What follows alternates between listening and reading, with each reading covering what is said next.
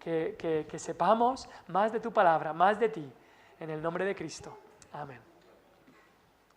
Imaginemos por un momento que un agricultor de la Sierra de Segura aquí, un experto en el aceite de oliva, está haciendo un viaje por el mundo y va, digamos, a África, digamos que va al Congo. Y por supuesto no voy a ofender a nadie, ni quiero ofender a nadie, pero imaginemos que este agricultor llega allí a un supermercado del Congo y alguien le recomienda que compre aceite de oliva virgen extra.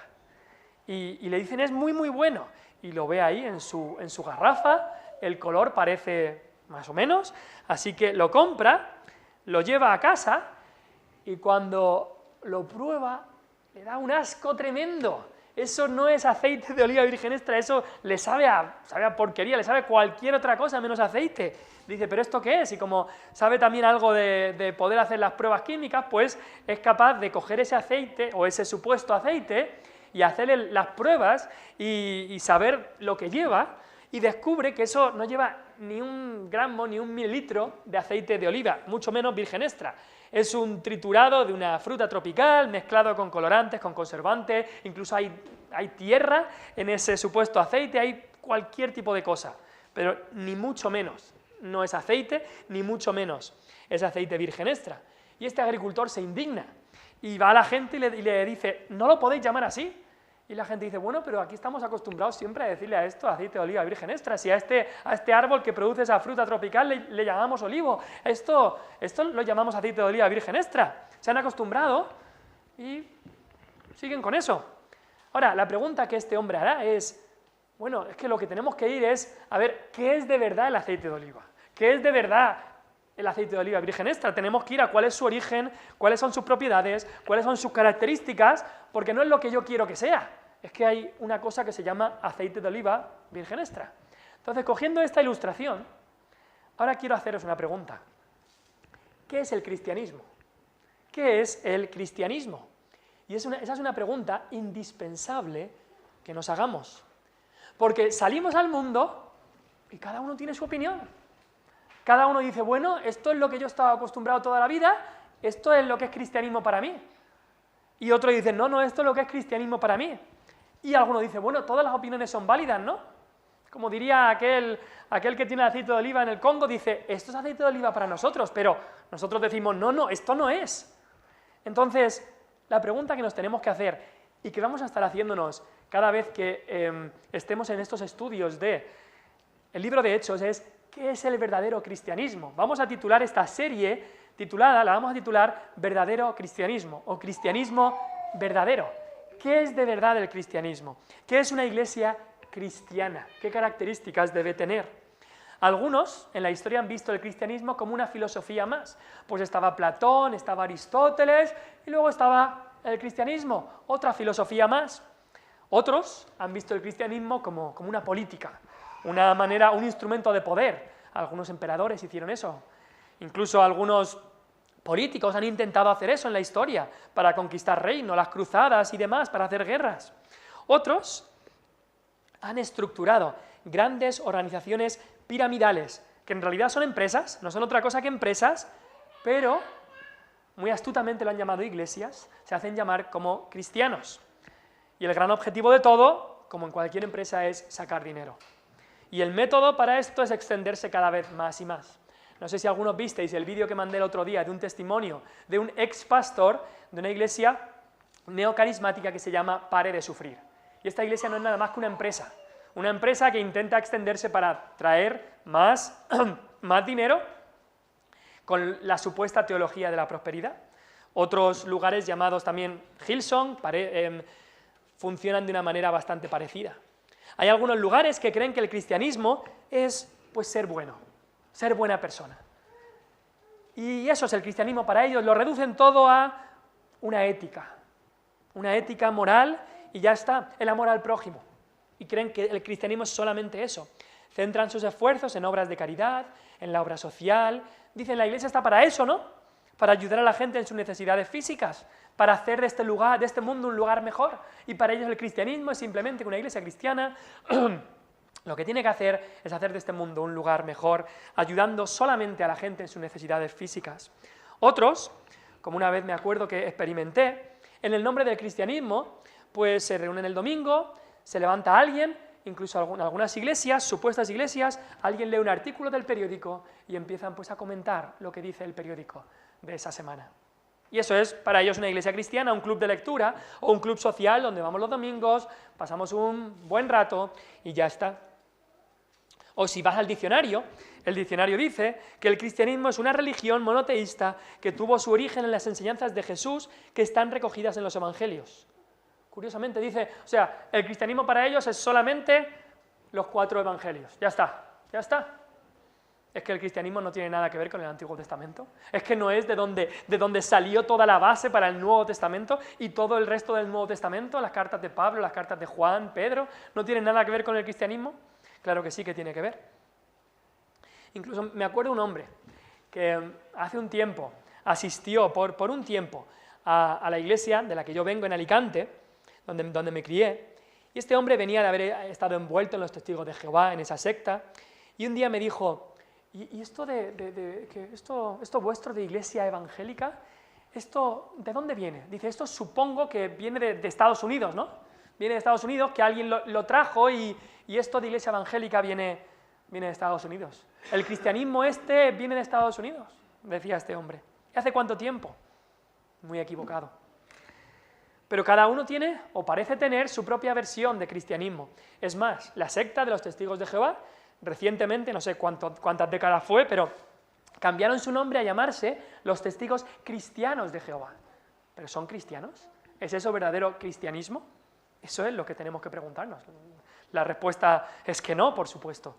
Pero tenemos que preguntarnos qué es el verdadero cristianismo. Y una de las cosas tristes de todas estas falsificaciones es que algunos acaban por decir, bueno, es que yo ya lo he probado, no me ha ido bien, así que, bueno, el cristianismo no es para mí. Pero la desdichada realidad es que no han probado el verdadero cristianismo, han probado una falsificación.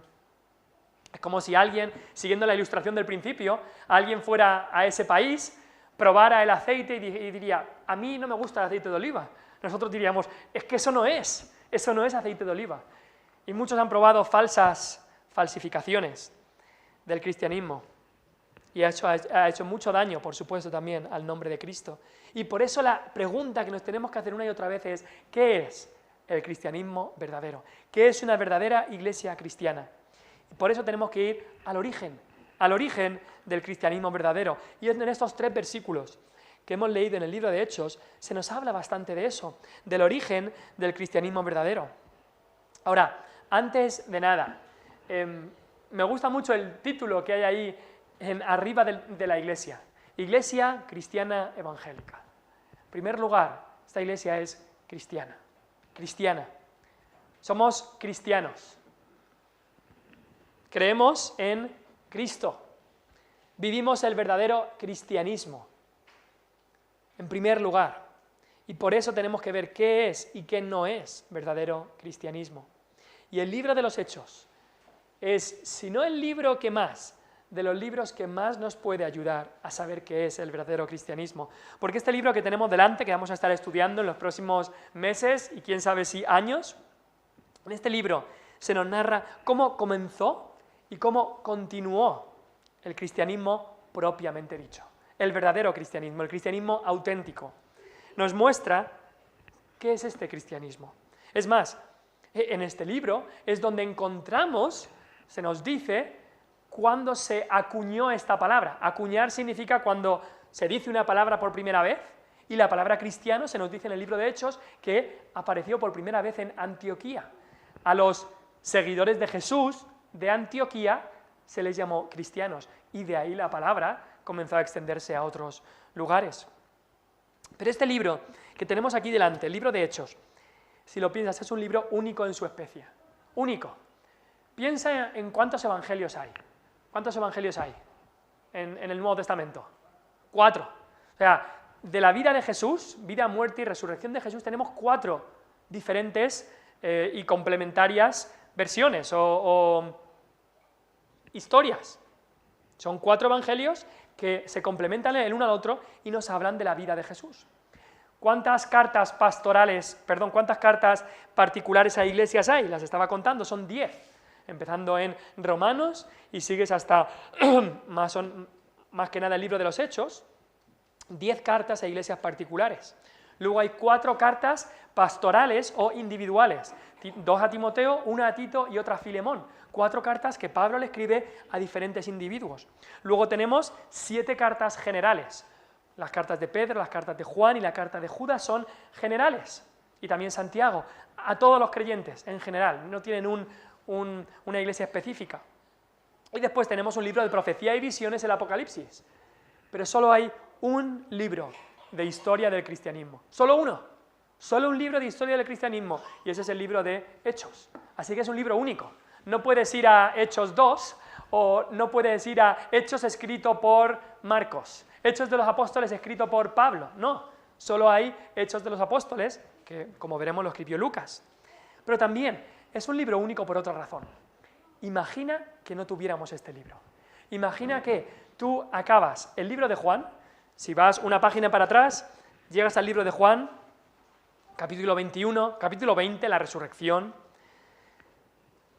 Capítulo 21, Jesús se aparece a 7 de sus discípulos, ahí habla con Juan, habla con Pedro, y imagínate cómo estaba la situación ahí. Estos discípulos, muchos de ellos miedosos, muchos de ellos no sabían lo que hacer, muchos de ellos estaban confundidos. Imagínate que pasaras de Juan 21 y en tu Biblia directamente fueras a Romanos 1. Y llegas ahí a Romanos y ves este libro de Romanos, encima Romanos 1 empieza diciendo Pablo. Y nuestra pregunta sería, ¿y quién es Pablo? ¿Quién es Pablo? Y luego nos damos cuenta que tenemos otras 13, 14 cartas de Pablo. ¿Y quién es este hombre? Y luego nos daríamos cuenta que aquí hay muchas iglesias, una iglesia en Roma. ¿Cómo es que el evangelio de Jerusalén, que estaban los discípulos, cómo es que ha llegado a Roma? ¿Qué ha pasado para que el evangelio llegara hasta ahí? ¿Cómo es que hay una iglesia en Roma, y otra en Corinto, y otra en Éfeso, y otra en Filipos, y otra en Tesalónica? ¿Cómo ha llegado el evangelio? ¿Qué ha pasado? Por eso necesitamos el libro de Hechos. Porque el libro de Hechos nos cuenta cómo el evangelio se extendió, cómo Cristo obró por medio de su Espíritu Santo, por medio de sus discípulos, para extender el evangelio, y nos cuenta el poder que tuvo el evangelio en las vidas de muchas personas. Así que es un libro imprescindible, es un libro único, por supuesto.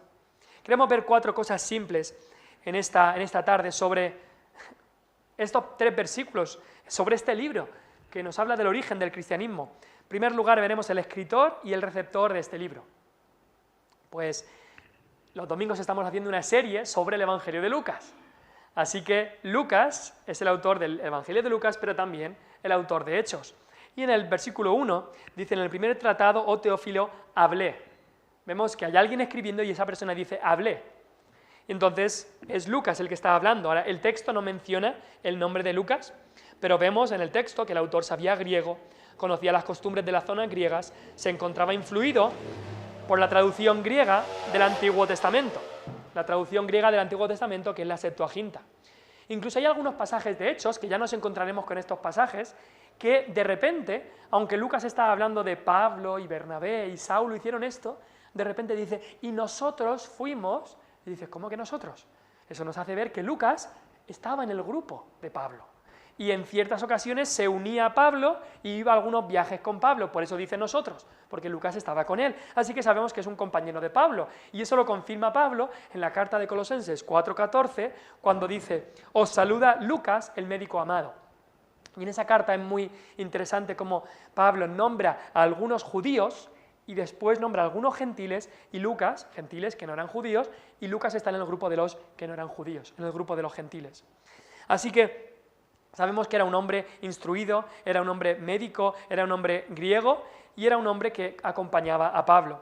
Y desde muy pronto en la historia los primeros cristianos atribuyeron este libro de Hechos y el Evangelio a Lucas, que era compañero de Pablo. Hay una lista de libros que eran los libros del Nuevo Testamento, una lista muy antigua que se llama el Canon de Muratori, y ahí está Lucas, el Evangelio de Lucas y Hechos, y el autor, por supuesto, Lucas. Y también algunos padres de la Iglesia, unos cristianos de los primeros siglos, también en sus escritos dijeron que estos 2 libros los había escrito Lucas. Y ningún crítico en la historia ha podido dudarlo seriamente. Ahora, el escritor humano era Lucas, pero sabemos que el Espíritu Santo era el que estaba guiando a Lucas a escribir estos 2 libros. Sabemos que toda la Escritura es inspirada por Dios. Sabemos también, nos dice Pedro, que los santos hombres de Dios hablaron siendo inspirados por el Espíritu Santo. Así que así es como sabemos que la Biblia nos ha llegado a nosotros. Fueron hombres que la escribieron, pero hombres que Dios utilizaba, Dios el Espíritu Santo utilizaba, y cada palabra que escribían era lo que Dios quería que ellos escribieran. Así que Lucas es el autor humano, pero ¿quién era el receptor? Pues también se nos dice, versículo 1, en el primer tratado, o Teófilo. Y en el libro de Lucas, en la introducción a Lucas, se le llama o excelentísimo Teófilo, por lo que vemos que era alguien de un rango muy alto, era alguien con un puesto bastante alto, una persona quizás con una gran educación. Ahora, no sabemos quién era, no se vuelve a nombrar a este Teófilo en todo el Nuevo Testamento. Entonces, hay conjeturas que gente ha hecho, hay algunos que piensan que él era el mecenas de Lucas. Un mecenas es el que lo protegía, lo ayudaba, y así Lucas pudo hacer este viaje de investigación para descubrir los testimonios de los que habían visto y habían oído a Cristo, y así Teófilo era el que lo ayudaba en todo esto. Y se dice esto porque en otras cartas de la época también gente hablaba diciendo excelentísimo tal, y este título excelentísimo se le daba a su mecenas. Pero no sabemos si eso son conjeturas. Otros piensan que quizá Teófilo pudiera haber sido un alto funcionario en la corte imperial donde Pablo estaba preso. Entonces quizá el objetivo de Lucas era escribirle a este hombre Teófilo sobre el cristianismo, sobre lo que Pablo iba predicando, para que viera que Pablo no era un rebelde, Pablo no era uno que creaba revueltas ni nada así, sino explicarle qué era de verdad el cristianismo que Pablo estaba enseñando. Pudiera ser, pero son conjeturas. Lo que sabemos es que Teófilo había recibido enseñanza del Evangelio, porque en Lucas se nos dice que había sido instruido, pero lo que sabemos es que necesitaba saber más de la vida de Jesús de Nazaret y de sus seguidores. Creemos que no era judío por su nombre, y también porque en el libro de Hechos se recalca mucho cómo los gentiles vienen a la fe. Y lo que Teófilo necesitaba saber es, ¿qué es este cristianismo? Este cristianismo del que tanto se hablaba en este primer siglo, que todo el mundo hablaba de esto, pero necesitaba saber qué es esto. Y es la misma pregunta que nos tenemos que hacer nosotros: ¿qué es el verdadero cristianismo? Y es la pregunta que Lucas le respondió a Teófilo. En segundo lugar, vemos que este libro es la continuación de la primera parte del libro. El libro de Lucas tiene 2 tratados. Ahora, cuando decimos el libro de Lucas pensamos en el Evangelio, pero en realidad el libro de Lucas es un libro en 2 tratados, un libro en 2 tomos, el Evangelio de Lucas y el libro de los Hechos, porque claramente dice en el primer tratado, es decir, hay 2 tratados, un tratado inicial, que es el Evangelio de Lucas, y un segundo tratado, que es este libro de los Hechos. Así que vemos que la historia continúa, que la historia no había acabado con la ascensión de Cristo. Por eso dice ahí, en el primer tratado, o Teófilo, hablé acerca de todas las cosas que Jesús comenzó a hacer y a enseñar hasta el día en que fue recibido arriba. Y eso es lo que cubre el Evangelio de Lucas. La vida de Cristo desde su concepción, desde que fue anunciado, hasta el día en que fue recibido arriba. Eso es lo que cubre el Evangelio de Lucas. Si venís conmigo a Lucas capítulo 1, porque ahí también se nos da otra introducción, la queríamos leer. Dice Lucas capítulo 1: puesto que ya muchos han tratado de poner en orden la historia de las cosas que entre nosotros han sido ciertísimas, tal como nos lo enseñaron los que desde el principio lo vieron con sus ojos y fueron ministros de la palabra, me ha parecido también a mí, después de haber investigado con diligencia todas las cosas desde su origen, escribírtelas por orden, oh excelentísimo Teófilo, para que conozcas bien la verdad de las cosas en las cuales has sido instruido. Así que tenemos ahí a Lucas, que ha creído el Evangelio y se da cuenta de lo importante que es tener una certeza de estas cosas, de lo importante que es incluso él va y hace esta investigación, este trabajo de investigación. Dice, después de haber investigado con diligencia, y después de haber hecho todo esto, las escribe por orden, para que Teófilo las pueda entender. Así que el libro de los Hechos simplemente continúa el libro de Lucas. La primera parte del escrito de Lucas es el Evangelio y nos narra la vida de Cristo, todo lo que comenzó a hacer y a enseñar, como dice ahí en Hechos 1, su muerte, su resurrección y ascensión. Es decir, como dice ahí, hasta el día en que fue recibido arriba. Todo eso nos narra el Evangelio de Lucas. Y ahí se queda. Y el libro de Hechos lo que hace es tomar desde ahí y continuar. No sé si has escuchado ese dicho de segundas partes nunca fueron buenas. A veces se hace una película y triunfa tanto que los productores de la película dicen, tenemos que hacer otra. Hemos sacado tanto dinero que vamos a intentar sacar otra, y muchas veces la secuela o la segunda parte no es tan buena como la primera. También a veces pasa con libros. Alguien ha escrito un libro que ha tenido mucho éxito y dice, voy a sacar la segunda parte porque así a ver cómo va. Pero el libro de los Hechos sí que es tan bueno, tan importante como su primera parte, tan bueno e importante como el Evangelio. Porque el libro de los Hechos nos muestra que el Evangelio es la vida, muerte y resurrección de Cristo, que el Evangelio no es simplemente una historia bonita y ya, que el Evangelio no es una fábula que alguien se inventó, que el Evangelio no es un libro muerto que se escribió ahí, no, el libro de los Hechos nos muestra que el Evangelio es vivo, que la palabra de Dios es viva y eficaz, nos muestra que el Evangelio, como dice Pablo, es el poder de Dios para salvación a todo aquel que cree, al judío primeramente y también al griego. Y nunca mejor dicho, ese versículo se cumple exactamente en el libro de los Hechos. Porque vamos a ver, la semana que viene veremos cómo el libro de los Hechos está estructurado, que primeramente al judío, Judea, Samaria y hasta lo último de la tierra. Y así vemos que en este libro aprendemos que el Evangelio tiene poder. El Evangelio tiene poder para cambiar vidas, para hacer algo que nada más puede hacer. El libro de los Hechos no es el Evangelio en su sentido más estricto. Por supuesto, hay gente que llama a toda la Biblia el Evangelio, y podemos entender eso, pero el Evangelio, Pablo lo define como la vida, muerte, resurrección y ascensión de Cristo. Eso es el Evangelio. Por eso llamamos a la primera parte del libro de Lucas Evangelio. Esta segunda parte, Hechos, es la aplicación del Evangelio. Son las implicaciones del Evangelio, es la extensión del Evangelio, es el poder del Evangelio. Entonces, este libro es crucial para que entendamos toda la historia de la Biblia, para que entendamos el poder, la aplicación, las implicaciones, la extensión del Evangelio.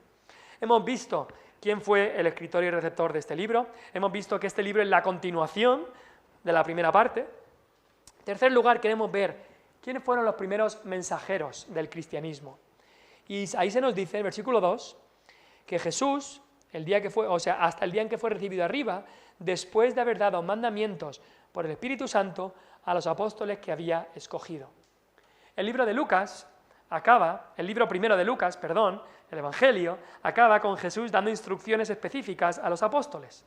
Este era su círculo más íntimo, habían sido escogidos, en particular, para ser instruidos por 3 años y medio, y ahora iban a comenzar el trabajo principal para el cual habían sido escogidos, el trabajo de predicar el Evangelio a toda criatura.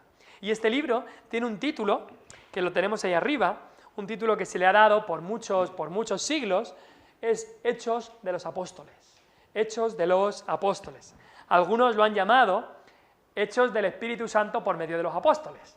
Y entendemos, por supuesto, a qué se refieren, a que fue el Espíritu Santo que utilizó a los apóstoles. Por supuesto, la obra que se lleva a cabo en este libro es la obra de Dios, no es la obra de los apóstoles, no es que los apóstoles por su propio poder hicieron todo lo que hicieron, es la obra de Dios. Y entendemos que toda la gloria tiene que ser para Dios.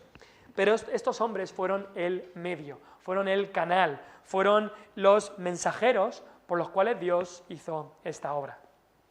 Jesús había escogido a 12 hombres. Uno de ellos era Judas, lo sabemos, Judas se suicidó. Después veremos que en el capítulo 1 de Hechos se escoge a otro hombre, a Matías, en el capítulo 1. Pero vemos a 12 hombres, un grupo pequeño. 12 hombres no es un gran ejército. 12 hombres incluso que no eran intelectuales. 12 hombres que no tenían grandes estudios, grandes recursos, no tenían grandes aliados en el imperio. 12 hombres sin armas, que no hacen ninguna guerra, 12 hombres que simplemente van predicando el Evangelio de Jesús. Y ya, predicando el Evangelio de Jesús. Y este libro nos dice, en Hechos 17:6, que trastornaron el mundo entero. 12 hombres predicando el Evangelio, predicando a Cristo crucificado y resucitado y ascendido, predicando a Cristo, y trastornan el mundo entero, nos dice Hechos 17. Y la historia nos confirma que tanto se extendió el cristianismo, tanto incluso penetró en estos primeros años a todas las escalas sociales del imperio. Con ricos fueron salvos y pobres fueron salvos, siervos y amos, reyes y súbditos.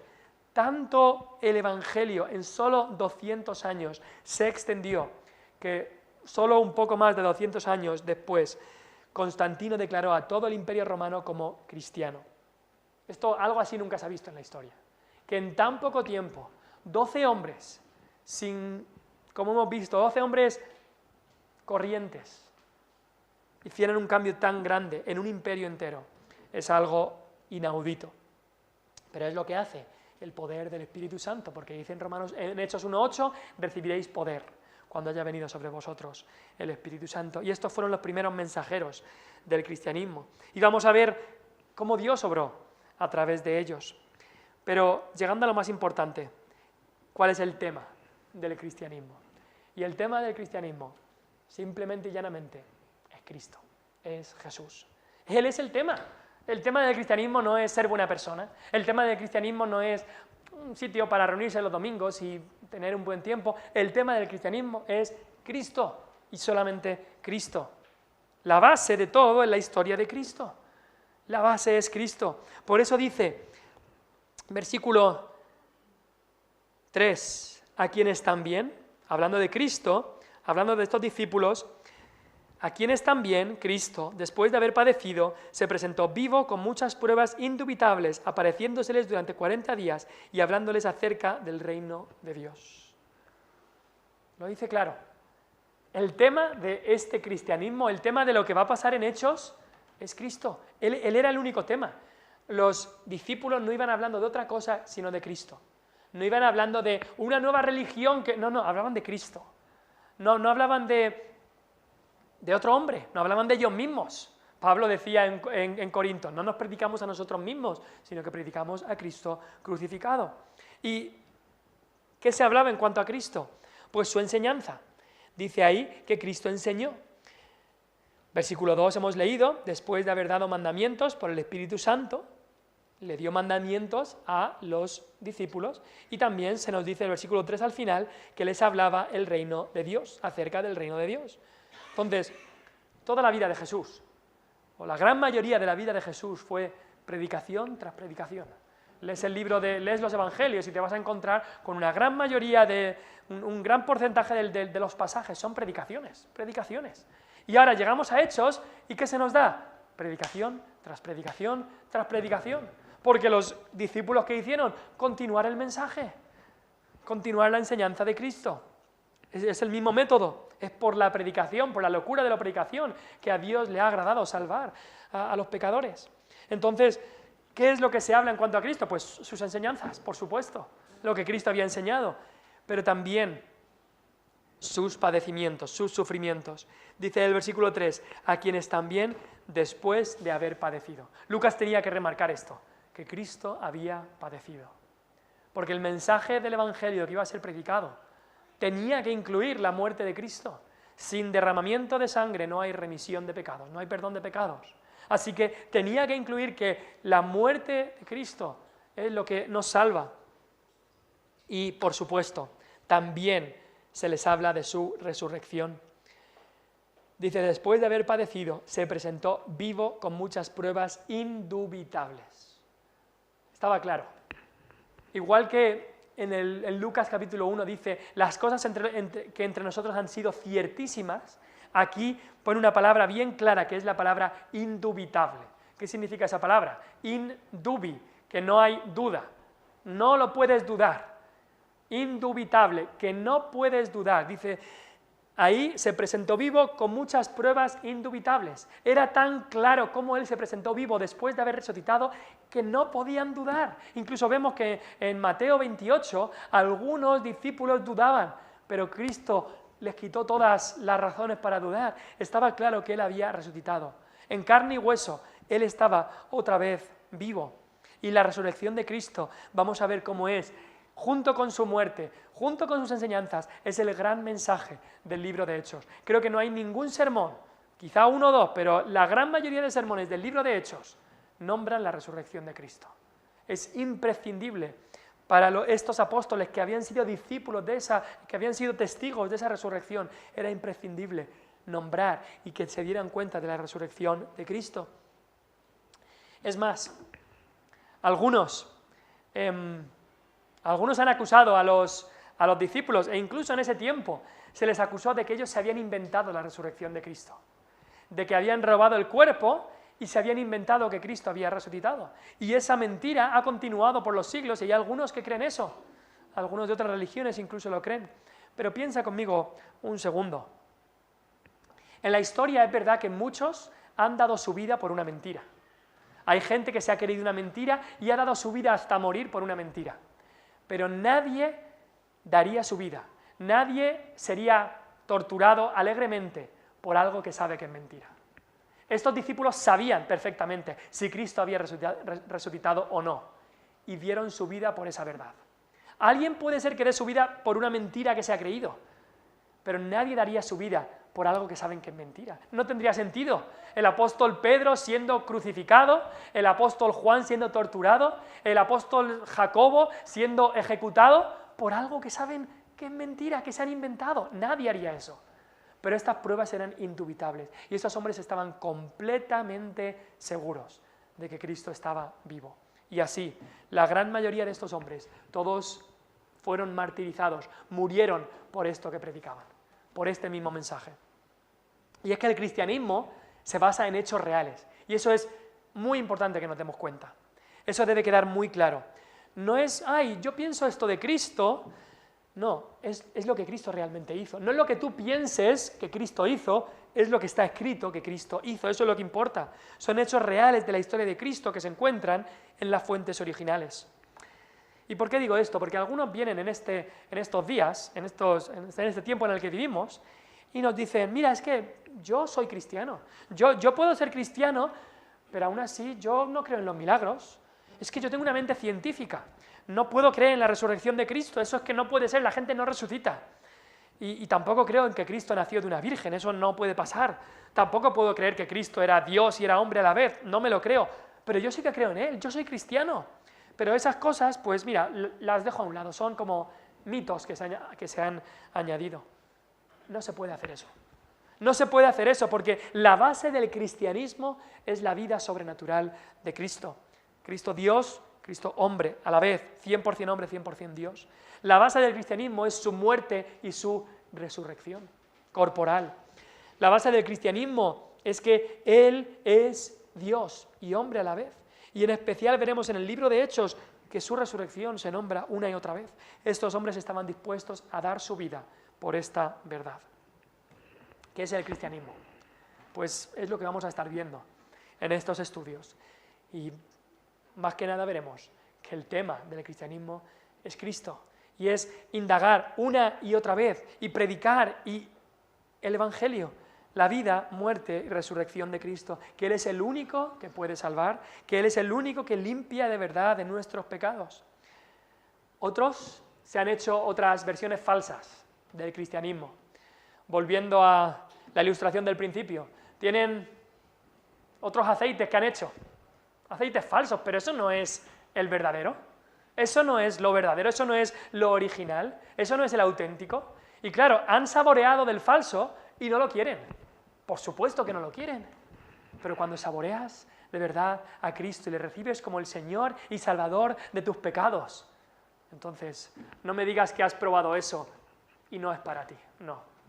Porque cuando Cristo entra en una vida, entra y salva y transforma y Él se convierte en el Señor y Salvador de esa vida. Escuchaba justo esta mañana una conferencia de hace unos años, del campamento este que estuvimos, la conferencia creo que fue en el 2014, y la hizo el pastor José Hatter, quizá algunos de vosotros estabais ahí.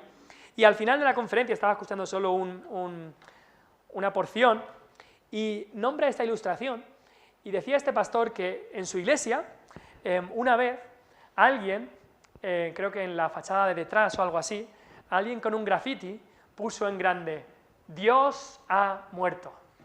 Un joven, algo así, en algún momento que ellos no lo sabían, puso estas palabras: Dios ha muerto, allí en la fachada de la iglesia, con un graffiti. Y claro, pues se reunieron el pastor y tal, pues decidieron borrar esto y estuvieron allí borrándolo, pero creo que fue la esposa del pastor que le dijo: ¿sabes lo que tendríamos que poner? Lo que tendríamos que poner, hay que poner Dios ha muerto, tendríamos que poner arriba: tu Dios ha muerto, ven y conoce al nuestro, que está vivo. Y digo, es una muy buena respuesta. ¿Por qué? El mundo ha visto algo que se llama cristianismo. Y ve algo que se llama cristianismo, ve a gente que dice: yo soy cristiano, y vive peor que el diablo. Y dice: yo no quiero ese cristianismo. Pero es que eso es falso cristianismo, eso no es cristianismo verdadero. El mundo ve a gente que dice: yo soy cristiano, pero mira, esta página de la Biblia, esto lo vamos a quitar, esto también lo quitamos, esto de milagro, resurrección, no me gusta, esto lo quitamos. Y dice: eso es cristianismo, que lo tomo, lo dejo, corto por aquí, eso yo no quiero ese cristianismo. El mundo escucha cristianismo y ve cómo algunos han utilizado el cristianismo para enriquecerse, han utilizado esos falsos cristianismos para todo tipo de pecados, y dice: yo no quiero eso. Pero el problema es que no han saboreado el auténtico. Como esa mujer decía que se escribiera: tu Dios ha muerto, sí, pero ven y conoce al Dios de la Biblia, que está vivo. Ven y conoce al Dios de la Biblia, que está totalmente vivo. Quizá la versión del cristianismo que muchos tienen les ha decepcionado. Quizá el Cristo que muchos se han imaginado no es para ellos, pero el Cristo verdadero, el cristianismo verdadero, cuando Cristo entra a morar en el corazón, hace un cambio para bien, hace un cambio que transforma y salva y limpia, y hace lo que nada más puede hacer. El Evangelio es poder de Dios para salvación a todo aquel que cree, al judío primeramente y también al griego. Así que esa pregunta es una pregunta que tenemos que pensar: ¿qué es el cristianismo verdadero? Y el cristianismo verdadero lo tenemos aquí. No lo tenemos en lo que me han dicho, en lo que me han contado, en lo que yo he visto, en lo que me educaron, en lo que tal. El cristianismo verdadero lo tenemos aquí. Y si queremos saber qué es, tenemos que ir aquí. No tenemos que ir a ningún otro libro, sino a la palabra de Dios.